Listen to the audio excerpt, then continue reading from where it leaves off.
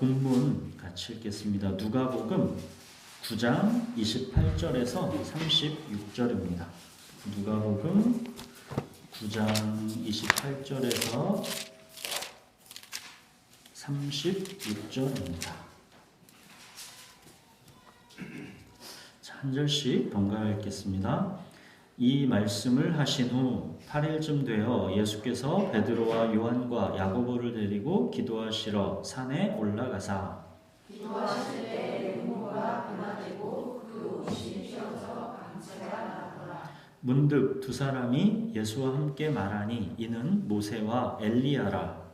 영광 중에 나타나서 장차 예수께서 예루살렘에서 별세하실 것을 말하세. 베드로와 및 함께 있는 자들이 깊이 졸다가 온전히 깨어나 예수의 영광과 및 함께 선 두 사람을 보더니 두 사람이 떠날 때에 베드로가 예수께 여짜오되 주여 우리가 여기 있는 것이 주사오니 우리가 초막셋을 지되 하나는 주를 위하여 하나는 모세를 위하여 하나는 엘리야를 위하여 하시자. 자기가 하는 말을 자기도 알지 못하더라. 이 말할 즈음에 구름이 와서 그들을 덮는지라. 구름 속으로 들어갈 때에 그들이 무서워하더니 구름 속에서 소리가 나서 이르되 이는 나의 아들 곧 택함을 받은 자니 너희는 그의 말을 들으라 하고 소리가 그침에 오직 예수만 보이더라. 제자들이 잠잠하여 그 본 것을 무엇이든지 그때에는 아무에게도 이르지 아니하니라. 오늘 본문은 소위 변화산 사건이라는 말로 잘 알려진 내용이죠. 28절 보시면 이 말씀을 하신 후 이제 8일쯤 되어 이 변화산 사건이 일어났다라고 합니다. 이 말씀을 하신 후, 그러니까 이 변화산 사건이 지난주 말씀과 깊은 관계가 있다라는 것을 말하는 것입니다. 지난주 말씀이 뭐였습니까? 너희는 나를 누구라 하느냐? 예수님이 물으셨고 베드로는 위대한 고백을 했지요. 하나님의 그리스도이십니다. 그리스도의 뜻이 뭐랬습니까? 하나님께서 보내신 구원자입니다. 예수는 그리스도이시다. 예수는 하나님께서 보내신 구원자이시다. 이것이 복음서 전체에서 가장 중요한 핵심 주제입니다. 하나님께서 구약 성경에서 약속하신 대로 그리스도를 보내셨다라는 게 무엇을 의미한다 했습니까? 그동안 수천 년간의 구약의 그 역사, 그 기록된 성경 말씀이 진실로 하나님의 말씀이었다라는 게 그리스도로 입증되는 것입니다. 여러분, 성경은 수천 년간의 하나님의 구원 이야기를 서로 다른 약 40명의 저자들이 약 1500년간에 걸쳐 쓰여진 것입니다. 여러분은 정말로 이 성경이 하나님의 말씀이라는 것을 정말로 믿습니까? 우리가 어떻게 이 성경을 그냥 사람이 자기 생각대로 지어진 말이 아니라 하나님의 말씀이라고 믿습니까? 이 땅에 실제로 오신 예수라는 분이 하나님이 성경대로 보내신 그리스도다라는 게 입증되었기 때문에 성경을 사람의 말이 아니라 하나님의 말씀으로 믿는 것입니다.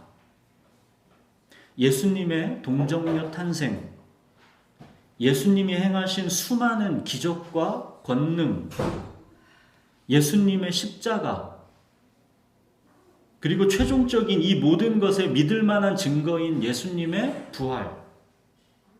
예수님의 이 모든 것은 예수는 그리스도이시다라는 것을 입증하는 것입니다.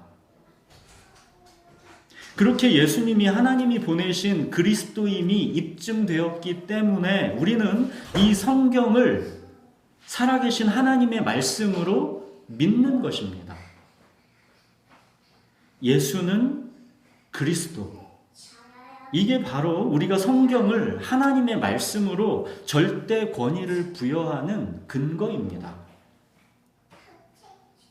예수가 그리스도이심이 입증되었기 때문에 구약과 신약의 이 모든 하나님의 말씀, 이 성경이 지금 나의 현실에서도 생생하게 살아있는 하나님의 임재가 되는 것입니다. 예수는 그리스도시다. 이게 성경 전체의 가장 중요한 핵심입니다. 예수는 그리스도이시다. 이 진리를 베드로가 마침내 이제 고백하게 됐죠. 그러나 그 이후의 상황은 제자들의 기대랑 완전히 달랐죠.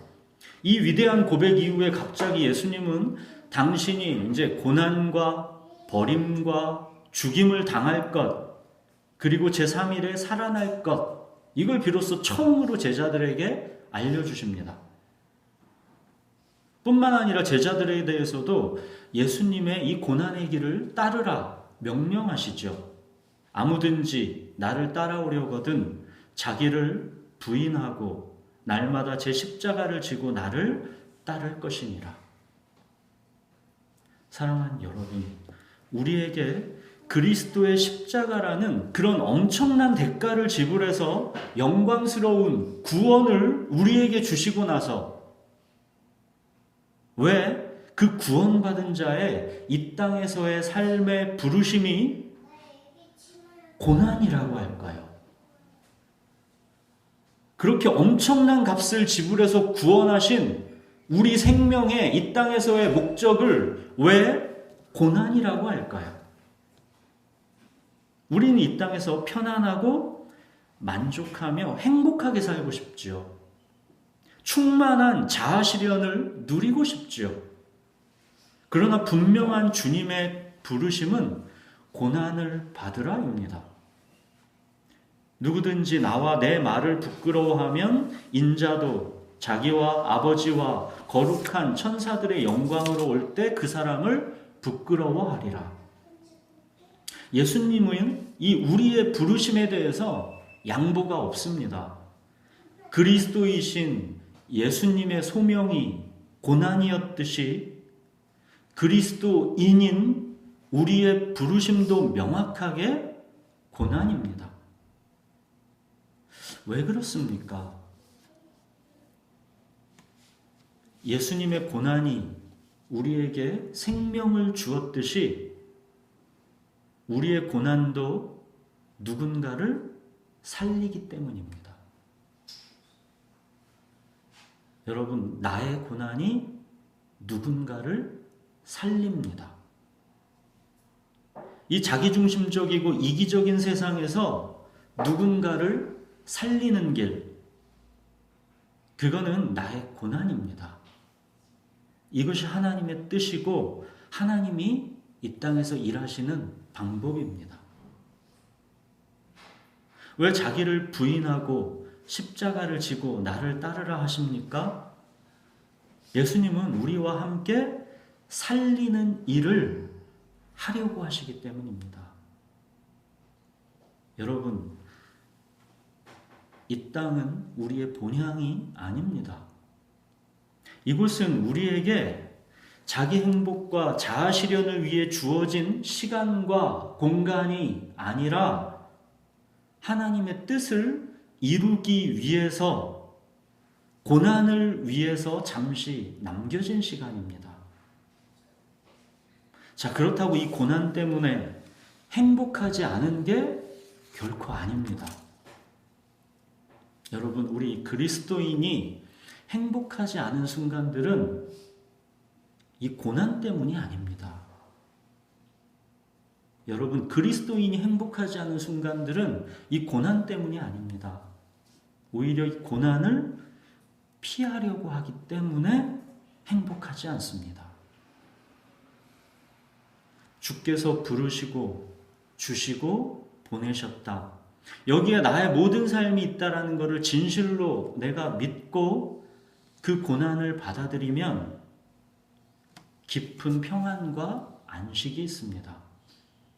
주님이 나의 목자시기 때문에 부족함이 없습니다.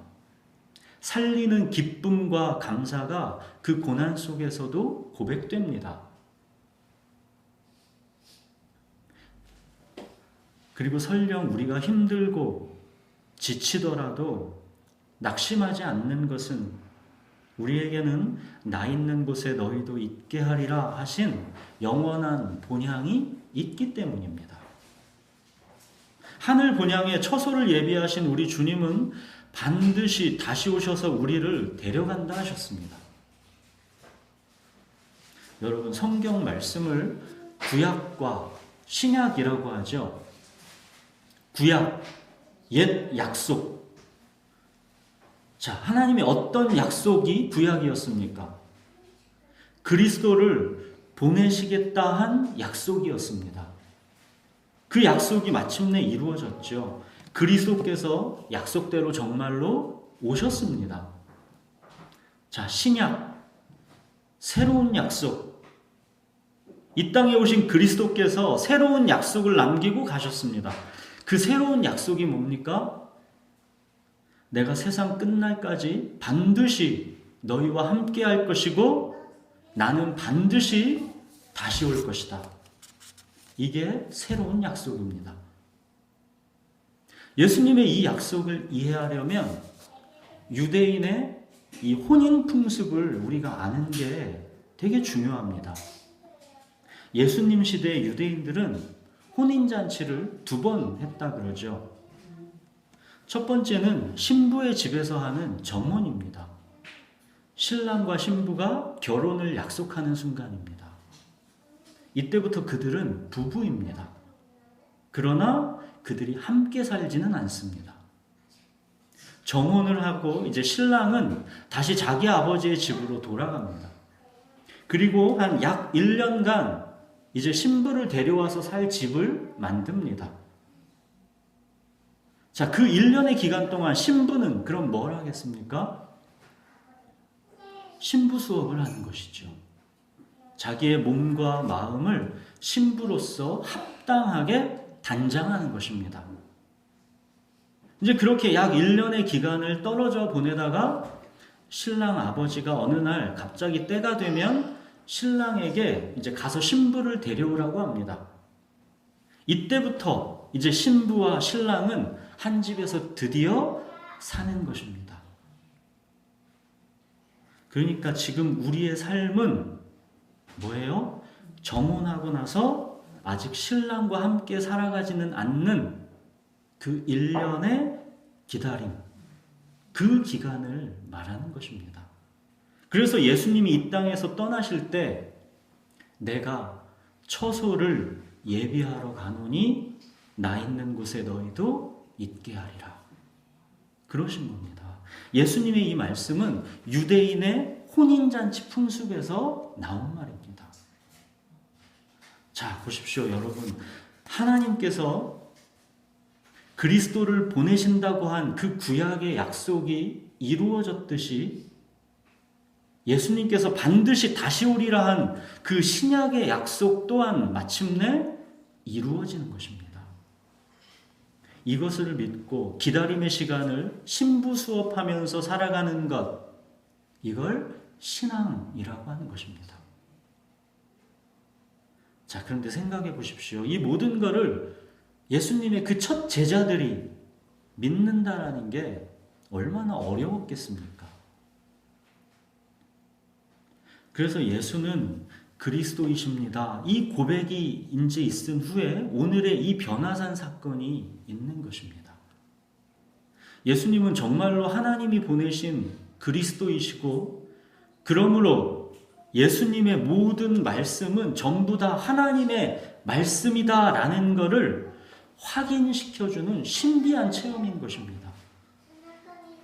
이제 변화산에서 제자들이 어떤 신비한 체험을 하고 있습니까? 30절 보시면 예수님이 모세와 엘리야와 함께 말씀하고 있죠. 모세는 모세오경, 즉 율법 전체를 대표하는 사람입니다. 엘리야는 모든 선지자를 대표하는 사람입니다. 모세와 엘리야, 그러니까 구약 전체를 말하는 것입니다. 예수님은 갑자기 어느 별에서 뚝 떨어지신 분이 아니라 이렇게 구약에서 이미 약속된 그리스도다라는 것을 또 한 번 제자들에게 확인시켜 주는 것입니다. 자, 그런데 모세와 엘리야가 예수님과 함께 무엇에 대해 말하고 있습니까? 모세, 엘리야, 예수님 이 셋이서 뭘 얘기하고 있습니까? 31절 보십시오. 별세입니다. 모세, 엘리야, 예수님 이 셋이서 예수님의 별세에 대해서 얘기하고 있습니다. 예수님이 이제 곧 예루살렘에서 죽으실 것에 대해서 말하고 있습니다. 제자들은 예수님을 그리스도다라고 이렇게 고백하기는 했지만 그 그리스도를 통해 제자들이 기대했던 것은 이 땅에서의 권세와 영광이었습니다. 그러나 하나님이 보내신 그리스도의 소명은 별세입니다. 죽음입니다. 이 별세라는 단어는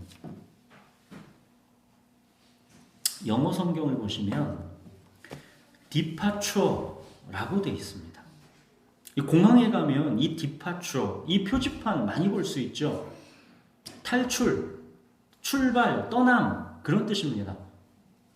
이게 헬라어 원어로는 이 별세를 여기에 엑소더스라고 합니다. 탈출이라는 뜻이죠. 엑소더스. 출애굽을 연상시키는 단어입니다. 그러니까 그리스도의 소명은 죽음인데 그 죽음은 그냥 우리의 일반적인 죽음이 아니라 우리를 죄와 죽음에서 탈출시키는 그런 죽음이다라는 걸 말하는 것입니다. 그리스도의 죽음을 통해서 죽음의 세력을 잡은 자 마귀를 멸하시는 것입니다. 그래서 죽기를 무서워함으로 한평생 매여서 종노릇하는 우리를 해방시킨 것입니다. 즉 우리의 영적 출애굽을 말하는 것입니다. 그리스도는 세상 죄를 지고 가는 하나님의 어린 양으로 보내심을 받은 것입니다. 이것이 그가 오신 이유입니다. 이게 하나님이 보내신 자 그리스도의 소명입니다. 여러분, 예수는 하나님이 보내신 그리스도이다. 그리고 그 그리스도의 소명은 우리를 죄와 죽음에서 탈출시키는 죽음이다. 이게 복음서 전체의 핵심입니다. 우리가 복음서 전반부 살펴본 거는 예수님의 동정녀 탄생, 오병이어 기적을 비롯한 그가 행하신 수많은 기적과 권능, 이게 다 뭘 얘기하고자 함입니까? 예수는 그리스도이시다. 예수는 하나님이 보내신 그리스도이시다. 이거를 증거하는 내용들입니다. 이제 이 핵심이 나온 그 후반부의 내용들은 이제 뭐겠습니까? 그 그리스도의 소명이 뭐냐? 십자가의 죽으심이다라는 게 이제 그 후반부가 되는 것입니다. 그리고 이 모든 거에 대한 그 최종적인 믿을 만한 증거, 그게 뭡니까? 예수님의 부활입니다. 예수는 그리스도이시다. 그 그리스도의 소명은 대속적 죽음이다. 이거는 너무나 중요한 핵심 중에 핵심이기 때문에 보시면 지난주에도 예수님이 기도하셨다 그렇죠. 오늘 본문에서도 예수님이 기도하시죠. 누가복음에서 예수님이 기도하셨다라는 것은 가장 중요한 일들이 있다라는 것입니다. 하나님은 변화산 영광으로 이제 또 거기에 제자들에게 이 진리를 믿을 수 있도록 입증시켜 주시고 있습니다. 보십시오. 이제 결정적으로 제자들이 평생 잊을 수 없는 하늘로부터 들리는 하나님의 소리를 듣습니다. 35절 보십시오. 구름 속에서 소리가 나서 이르되 이는 나의 아들 곧 택함을 받은 자니 너희는 그의 말을 들으라. 하나님께서 명확하게 직접 소리로 확인시켜 주시죠. 이는 나의 아들 곧 택함을 받은 자다. 뭔 뜻입니까? 하나님이 보내신 그리스도다라는 뜻입니다. 그러니까 결론이 뭡니까? 그는 내가 택하여 보낸 그리스도다. 너희는 그의 말을 들어라. 예수님의 모든 말씀은 곧 하나님의 말씀이다라는 것을 하나님께서 직접 인증해 주신 것입니다. 베드로는 지금 자기가 목격한 이 영광스럽고 신비한 체험을 나중에 이제 죽기 전에 마지막 유언처럼 남긴 베드로 후서에서 이렇게 기록합니다. 베드로 후서 한번 보십시오. 신약 385페이지 한번 찾아보십시오. 베드로 후서 1장 14절에서 18절을 한번 번갈아 읽어보겠습니다. 베드로 후서 1장 14절부터 18절 신약 385페이지입니다.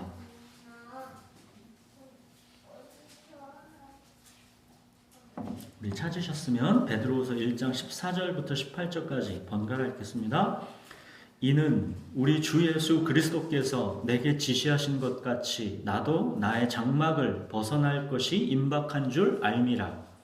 내가 힘써 너희로 하여금 내가 떠난 후에라도 어느 때나 이런 것을 생각나게 하려느라. 우리 주 예수 그리스도의 능력과 강림하심을 너희에게 알게 한 것이 교묘히 만든 이야기를 따른 것이 아니요 우리는 그의 크신 위엄을 친히 본 자라. 지극히 큰 영광 중에서 이러한 소리가 그에게 나기를 이는 내 사랑하는 아들이요 내 기뻐하는 자라 하실 때에 그가 하나님 아버지께 존귀와 영광을 받으셨느니라. 이 소리는 우리가 그와 함께 거룩한 산에 있을 때에 하늘로부터 난 것을 들은 것이라. 변화산 사건을 말하는 것이죠. 자, 베드로가 장막을 벗어날 것이 임박했다 그러죠. 베드로도 바울도 이 육체를 말할 때는 장막이라는 표현을 쓰죠. 텐트. 장막은 임시거처, 텐트입니다. 베드로는 이제 곧 텐트를 탁 풀고 주님께 간다는 것입니다. 그래서 이제 마지막 유언처럼 이 편지를 교회에 남기는 것입니다. 자, 15절에 떠나다. 이 베드로의 표현도 잘 보십시오. 자기가 죽는다라는 것을 떠난다 이렇게 표현하죠. 여기 떠난다 이 단어도 아까 그 단어랑 똑같은 단어입니다. 영어로는 departure, 출발, 떠남이고 헬라어 원어로는 exodus, 탈출입니다. 예수님의 이 땅에서의 십자가 죽으심도 엑소더스이고 우리 그리스도인의 이 땅에서의 죽음도 엑소더스입니다. 탈출입니다. 출애굽입니다. 여러분 이게 가장 분명한 우리 그리스도인의 특권이고 정체성입니다. 우리는 곧 이곳을 떠나서 우리의 영원한 본향으로 가는 것입니다. 공항에서 디팔처 이 게이트로 나가서 비행기 타고 목적지로 떠나는 것처럼 그렇게 우리는 이 땅에서의 삶을 디팔처, 엑소더스, 탈출하는 것입니다. 우리는 예수님과 정혼한 신부이고 신랑이신 예수님이 처소를 예비하고 이제 곧 우리를 데리러 오십니다. 그 기다림의 시간을 우리는 신부 수업하며 보내고 있는 것입니다. 자, 이 기다림의 시간, 신부 수업하는 시간, 이 시간을 우리는 그러면 어떻게 보내야 하겠는가 하는 것입니다. 신부 수업인데 여러분은 그 신부 수업을 어떻게 보내시겠습니까? 나이트 가던 습관 끊어야지요. 신부 수업인데. 베드로는 하늘로부터 하나님의 소리를 들었습니다. 너희는 그의 말을 들으라. 그렇게 하나님의 음성을 직접 들었던 이 베드로는 고난의 삶을 이제 마지막까지 감당하고 이제 죽음이 임박한 시점, 이제 남겨진 교회에게 마지막 유언으로 당부하는 것입니다. 16절 보십시오. 우리 주 예수 그리스도의 능력과 강림하심을 너희에게 전하는 것. 이거를 너희가 반드시 들어야 한다는 것입니다. 능력, 강림. 예수님은 권능 가운데 반드시 다시 오신다라는 뜻입니다. 이 날을 기다리면서 너희는 신부 수업을 잘 하고 있어야 된다라는 뜻입니다. 베드로는 강조합니다. 우리는 하늘로부터 하나님의 소리를 직접 듣기도 했다라는 것입니다. 그러니 너희는 반드시 예수님이 권능 가운데 다시 오신다라는 우리의 이 증언을 반드시 들어야 한다라는 것입니다. 남겨진 교회는 혹시 이런 생각할 수 있지 않겠습니까? 베드로 당신은 변화산에서 하늘로부터 들렸다는 하나님의 소리를 직접 들었지만 우리는 그 소리를 직접 듣지 못했지 않습니까? 당신은 예수님이 십자가에서 죽으신 다음에 다시 살아나신 것을 직접 눈으로 보았지만 우리는 예수님의 부활을 직접 우리 두 눈으로 본 것은 아니지 않습니까? 이런 생각을 예상하고 베드로가 이어서 이런 말을 하죠. 19절부터 21절 여기도 한번 번갈아 읽겠습니다. 또 우리에게는 더 확실한 예언이 있어 어두운 데를 비추는 등불과 같으니 날이 새어 샛별이 너희 마음에 떠오르기까지 너희가 이것을 주의하는 것이 옳으니라.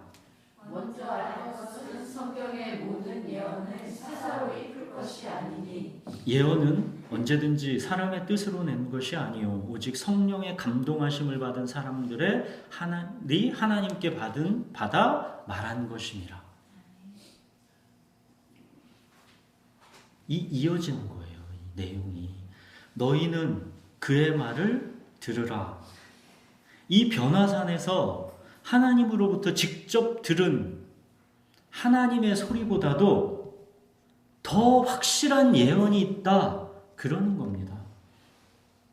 더 확실한 예언. 그게 베드로가 뭐랍니까? 성경입니다. 21절 보십시오. 성경 말씀은 여러 사람이 쓰기는 했지만 그거는 사람의 뜻으로 각자의 생각을 쓴 게 아니다라는 겁니다. 오직 성령의 감동하심을 받은 사람들이 하나님께 받은 말씀을 기록한 것이다. 그러죠.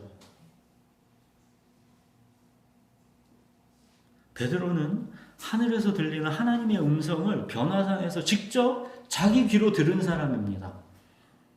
그런 베드로지만 지금은 하늘에서 자기가 직접 들은 하나님의 소리보다도 더 확실한 예언이 성경이다라고 증언하는 것입니다.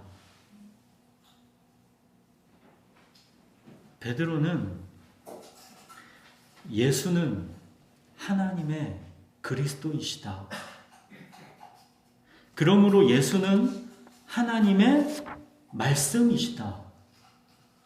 그러므로 말씀은 곧 하나님이시다. 여기에 눈을 뜬 것입니다. 그래서 베드로는 변화산에서 직접 들은 하나님의 음성보다도 성경을 더 확실한 예언이다 이렇게 말하고 있는 것입니다. 사랑하는 여러분, 그의 말을 들으십시오. 성경이 곧 그의 말입니다. 성경의 말씀을 들으십시오.